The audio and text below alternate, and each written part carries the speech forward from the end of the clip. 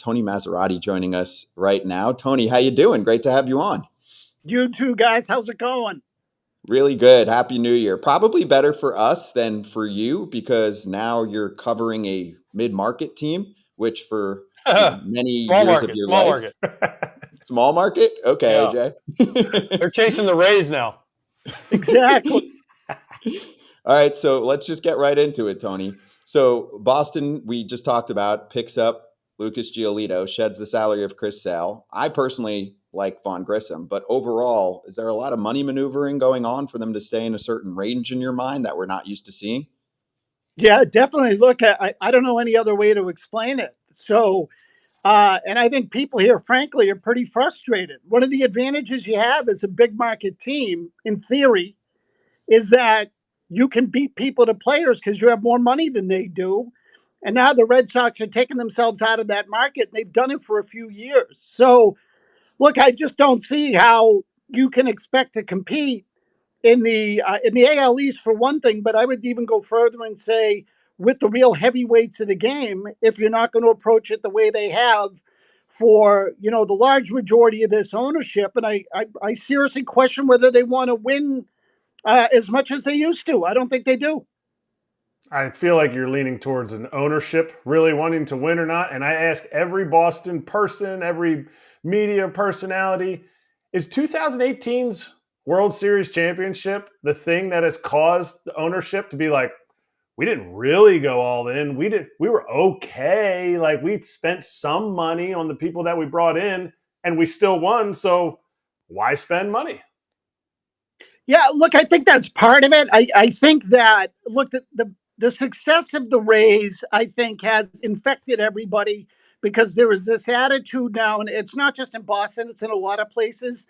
That not every place, but a lot of places that you can patch it together, contend, and get into the playoffs, and then maybe catch lightning in a bottle and win that way. And I still think there is a significant history that shows the best way to win is to spend.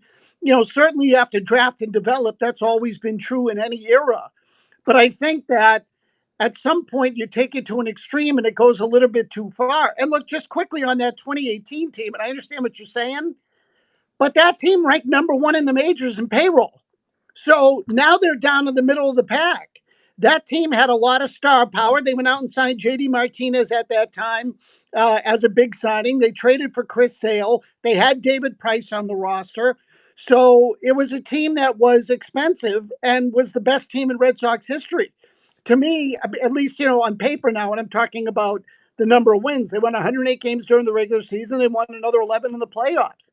So I look at that and say, well, there's a direct cause and effect. Somehow, this ownership group, and whether it's because they are now more interested in other things, whether it be hockey, the NBA, PGA Tour, whatever, that baseball's not important to them. And I think that, to me, I don't judge them by what they say. I judge them by what they do. And what they've done is cut back with the more aggressive expenditures. The total dollars are still north of 200 million, but they've taken themselves out of the market for the superstar player. And superstars in baseball win in October. I think that's proven. Tony, does this also, Kratz asked about 18, but what about 13? Because when they won in 13, people will say they shouldn't have won. I was there in 14, at the start, and I saw the team, and just, the whole bombing and the Boston Strong, they just came together and won, clearly. And then you talked about 18, they had the highest payroll. So I think there's a misconception that they weren't spending in 18 when they really were. And now you look at it and you say, okay, they weren't really in on Ohtani. I mean, they said they were. They weren't really, Yamamoto, yeah, but they didn't want to go to the point. They get rid of Heimblum because they had, his first move was trading Mookie Betts because of money. So now Craig Breslow is the new GM. How tight are his hands as the new GM, director of player baseball operations, whatever you want to call him? How tight are his hands? And is that why maybe nobody really wanted this job? Because there were so many rumors that, hey, nobody wanted to take this job. Is it all on ownership? So, AJ, I think a lot of it's on ownership. And I think a lot of it's on ownership for all the reasons you said. 10 people, 10, turned them down to be the chief executive. Now, say what you will, okay? But Boston is still one of the preeminent franchises in the game. It's not the Yankees, it's not the Dodgers, But if you wanted to compare, I just think there are certain franchises in those crown jewels, and I think the Red Sox are one of them. Red Sox, Dodgers, Giants, Cubs, Yankees. These are the teams that every year lead the major leagues in road attendance. And I've always thought that that was a really important statistic because it speaks to a fan base around the country, and it also speaks to a team or franchise that fans will go out to see. And I think now they've really kind of stained the identity of the franchise. I keep going back to that number. 10 people said thanks, but no thanks. We don't want to run the Red Sox. Part of that is the spending. Part of that is the fact that they've swapped out general managers and chief executives like their utility players over the last 10 years. So Alex Cora is now working with his third GM. And let's not forget, he was suspended for a year in there as well. So my point being that, they're changing GMs constantly. It doesn't feel like there's any cohesion or long-term plan. They just react to what happened in the most recent year or two. And I think that there is a little bit of a difference between Chaim Bloom and between Craig Breslow in that Bloom had the chance to trade away Chris Sale and didn't do it. Breslow did. Now, maybe he got more than Chaim Bloom wanted at that point in time, but I think that Breslow has a little bit more conviction, and frankly, probably has more guts than Chaim Bloom did. But I think the core philosophy is being set by ownership. I think that they are hiring people that they know will implement the plan they want implemented, which is that Tampa Bay model. And in a place like Boston, I just think that stinks. Tony, they're not the Rays. They're the freaking Red Sox, okay? And remember, don't all the Red Sox fans miss the days when the Yankees would go sign somebody? Oh, and the Red Sox would answer by signing somebody, and then the Yankees would sign. And it was just back and forth. It was like ping pong, right? Oh, the Yankees signed Matsui. Oh, the Red Sox signed Manny Ramirez. Oh, the Red Sox signed him. Oh, the Yankees signed this guy. It was awesome for baseball. And now for the Red Sox to operate like a small to mid-market team is unbelievable to me. Do the fans, how sick are the fans of it? I know that at the beginning of the year, remember they didn't show up and the ticket prices went way up and there was not a lot of people at the stands. And I think it was either John Henry or someone had to come out and like basically apologize to them and say it's going to get better. Well, when does this, they use the full throttle, Craig Breslow is going to go full throttle. When does the full throttle kick in? And are they still like on the slow gas pedal down instead of just jamming it down and burning some rubber here? Yeah, AJ, I think the full throttle thing is a myth. So I think they wanted to sell people a bill of goods there, make them think that they were going to go out and throw $350 million at Yamamoto. And by the way, I have not seen anywhere from anyone who covers the team any sort of indication of what the Red Sox offered to Yamamoto. And I say that because to me, that's a bad sign if you're a Red Sox fan.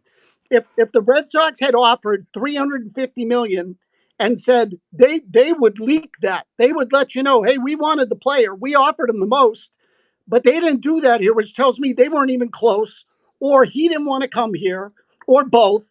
And I will look at either one of those things or all of them and say none of them are a good reflection on the franchise. If he didn't want to come here, why not? If they didn't want to spend the money, why not? And with regard to the things that you're talking about, people are frustrated. They're upset. So there are a couple of things that work against the Boston baseball fan right now, one of which is the ballpark. Because last season, the Red Sox attendance from the year before was basically flat. Now, I also think that is a bad sign because much of baseball last year went up in attendance because of the rules changes and people were more optimistic about the direction of the game. Here it stayed flat from a year in which the attendance was a disappointment. So they're down about 500,000 fans from where they were a couple of years ago, but they're still going to sell a lot of tickets because of the ballpark. So if you looked at any of the weekend series here a year ago, whether it was against the Dodgers, the Mets, the Braves, even the Rangers, who were here on 4th of July weekend, a lot of people traveled to Boston to see their team play and were willing to buy tickets, which are now more affordable because they'd never been to Fenway Park. So the Red Sox are still selling tickets. They're just not selling them to New Englanders like they used to. And to me, that's a dangerous game to play. Not to mention that television ratings for the Red Sox peaked back in '07. I'm not, I don't know whether you guys get into the nuances and the nitty gritty of TV ratings, but at that time, the Red Sox number, just to give you perspective, was a 12, which is astronomical. It's an astronomical local TV number for baseball. They averaged a 12 in 2007. This past season, they were under a 3. So in 15 years, those ratings have dropped by 75%. And what they're doing now is not going to generate any kind of interest. I can tell you that. And Tony, we do get into those numbers, and I think that's a long-term baseball problem because on that side, it's not just the Red Sox, and there are many teams that have looked like they're in even more trouble with some of the regional network deals that are going on right now. So I want to ask you more about the pitching and the Giolito signing for them because I know you commented on what that means because it wasn't a long-term deal, and even if Giolito has this incredible season, it just gets way more expensive and he goes back to free agency and you don't get to keep him. So what do you think about that signing plus the fact that in addition to the full throttle statement, this team, I felt like made a promise that you were going to look on paper and say, oh, this is a significantly better pitching staff and starting staff that will be able to support their relief pitchers better because nobody gave them innings last year. I think they got a long way to go to prove that. Oh, I couldn't agree more. Really, again, I can't tell you how disappointed I was to see it. He gave up 41 home runs last year, and I'm not telling you that Giolito is a complete stiff. So I'm just telling you that I think in the grand scheme of things, you're talking about a guy who's been relatively mediocre if you take the whole sample for the entirety of his career. The one thing you can say about Giolito is that if you look over the last, 5-6 years, he's basically made his starts, which is good. I mean, you always want that. I criticize the Red Sox for not going after guys who are healthy because healthy pitchers cost money. But in the same breath, what advantage is there for them in this deal if he pitches well? The answer is none. They don't keep him. It's a one and done. And they've been playing this game now, which gets back to, one of AJ's points, but they've been playing this game now over the last few years where, well, let's go out and buy lottery tickets in the free agent market. Let's go out and try Garrett Richards or James Paxton or Corey Kluber. We'll sign them all to 1-year deals for 10 million bucks with maybe an option or a dual option or a vesting option. And then the player has the choice. And that way, if the guy stinks because he gets hurt because he's coming off of injury, we don't have to pay him as much. And in the case of those first 3 guys, they basically all counted 10 million a year for 3 years against the luxury tax, and none of them were worth it. So now they go out and sign Giolito, and the price has gone up because it goes up all the time. So now they're into the $20 million range on what is effectively a 1-year deal. It only becomes a multi-year deal if Giolito wants it to be a multi-year deal, which means that he will have come off a bad season. So, they just want to sign these 1-year deals to mitigate their losses. And I call me silly, but I look at teams and I say, as a fan, what I want is my team to stop at nothing, within reason, to win. That's what I want. I want winning to be the priority. I recognize there's a budget. I know they can't spend $350 million every year. But what I do know also is that the Red Sox can spend more. And they've chosen a safe, they've chosen the path of mediocrity versus trying to contend for championships. And I think every fan here should be frustrated with that. So what's the move? What's the move that's going to get the chowder? That's going to get the chowder hot. That people are going to be like, I'm coming out to Fenway. The true people, the people that have been around the park for a long time. So I don't know that there is one at the moment. To me, the guy was Yamamoto. That was the guy, and that's the guy. To me, he made all the sense in the world for them as he did for everybody because he's 25. So how often are you going to get a chance at a 25-year-old, in theory, ace? And I'm not telling you it's perfect. They always come with questions. But every report on this guy is good. The age is good. He's a front-end guy. They need front-end pitching. And so if you're asking me, would I rather have Yamamoto at 25 to 30 per for a dozen years, or would I rather have Giolito for 1 year at 19 million? I'll take Yamamoto every time because I know the Red Sox can afford it. So, they bought this franchise back in 2001, at the end of 2001. 2002 was their first season. They paid $770 million for everything, including the network, the broadcast network, and the ballpark. $770 million. It's now worth over $4.5 billion. They have made plenty of money that they will recoup whenever they elect to sell the team, and then some. So I just don't think you run sports teams like you do department stores and hardware store chains and that sort of thing. This is a competitive business. They're public trusts, and you get paid back in the end. Oftentimes along the way, you run cost neutral or profit neutral, or even at a loss. But you get into it because you want to win. Tony, okay, I have two questions. First, I'm going to start with the Mookie Betts thing. When they did the Mookie Betts trade, they made Bloom trade him. Was that the beginning of the end of the Red Sox as we know it? Because that was their guy. I know they signed Devers after that, but that was kind of the beginning of the old guard Red Sox. And then secondly, after you answer that, how do they fix this? And I know Yamamoto, but there's not huge free agents out there. They don't seem to be making trades for stars. How do the Red Sox get back to being the Red Sox? Next year's free agent class is pretty solid. So are they just waiting a year, kind of like the Dodgers did? Hope everything gets lucky, maybe get hot and sneak in somehow and make some trades.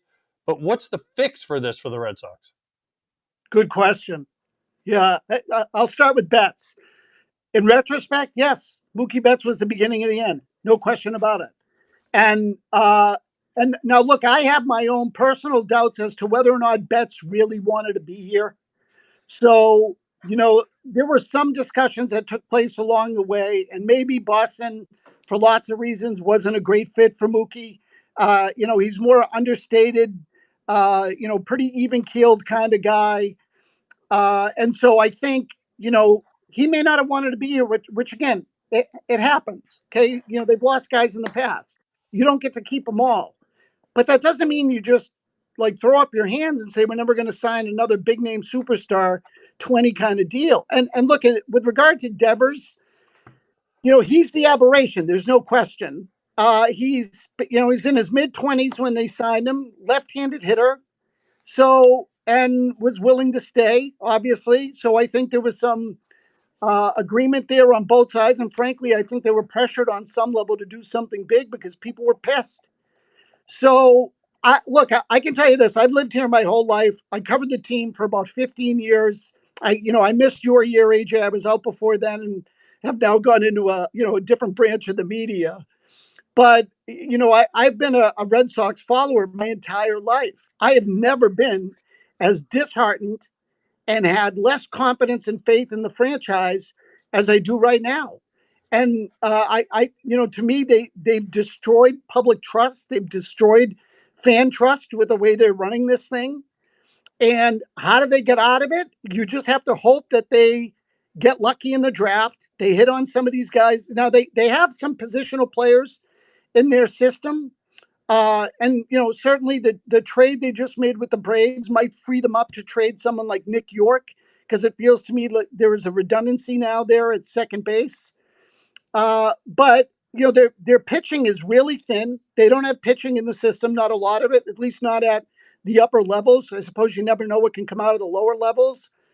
But I just don't see them getting to world championship caliber, getting a world championship caliber roster unless they get some really good young pitching in here. Tony, everyone blames the ownership, clearly. Is Alex Cora to blame for any of this, though? We saw Verdugo take shots at him after he went out of town. He missed a year for the cheating scandal, and if you've read the Winning Fixes Everything book about him, he does not shed a very good light on Alex Cora. I know Alex Cora, he's always been great to me, right? So is Alex Cora, and then there's rumors that Alex Cora wants to be the GM instead of the manager. And then there's things, if you dig deep into that, you kind of see things where he was kind of trying to run the team, kind of behind the scenes so how much is Alex Cora to blame for any of where they're at right now? I mean, look, I think everybody's to blame, AJ. I don't think necessarily you are part of this whole thing and you walk away and say, well, it wasn't my fault.